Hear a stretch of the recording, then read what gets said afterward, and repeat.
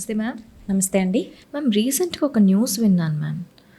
ఏంటి అంటే బెగ్గర్స్ దగ్గరికి వెళ్ళి వాళ్ళ స్పర్మ్ని ఒక 4000కో 2000కో 3000కో కొని దాన్ని ఫెర్టిలిటీలో యూస్ చేస్తున్నారని.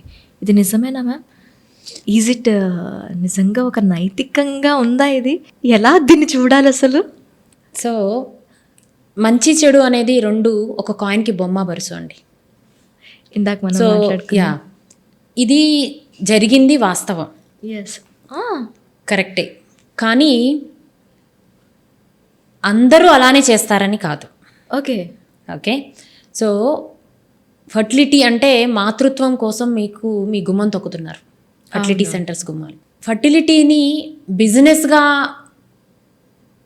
చూసేవాళ్ళు, ఫర్టిలిటీ సెంటర్స్ని బిజినెస్ అనుకుని రన్ చేసేవాళ్ళు ఒక పక్కనుంటే, ఫర్టిలిటీని దైవత్వం అనుకుని దాన్ని నడిపించే వాళ్ళు కూడా ఉన్నారు. అవును. సో మీరు ఎక్కడికి వెళ్తున్నారు, సో వాళ్ళ గురించి పూర్తిగా తెలుసుకొని, సో అలాంటి సెంటర్స్ని ఆప్ట్ చేసుకుంటే ఈ ప్రాబ్లమ్ని మీరు అంటే భయపడకుండా ఈ ప్రాబ్లమ్ని మనం సాల్వ్ చేసుకోవచ్చు. ఓకే. సో మనిషి అంటే మంచి ఎంతనో చెడు కూడా అంత ఈక్వల్గానే ఉంది. ఓకే. సో అలా అని మొత్తం ఫర్టిలిటీ సెంటర్స్ అందరూ ఇలానే చేస్తారు అనడం తప్పు. ఓకే. డాక్టర్స్ మంచివాళ్ళు ఉంటారు, చెడ్డవాళ్ళని నేను అనను.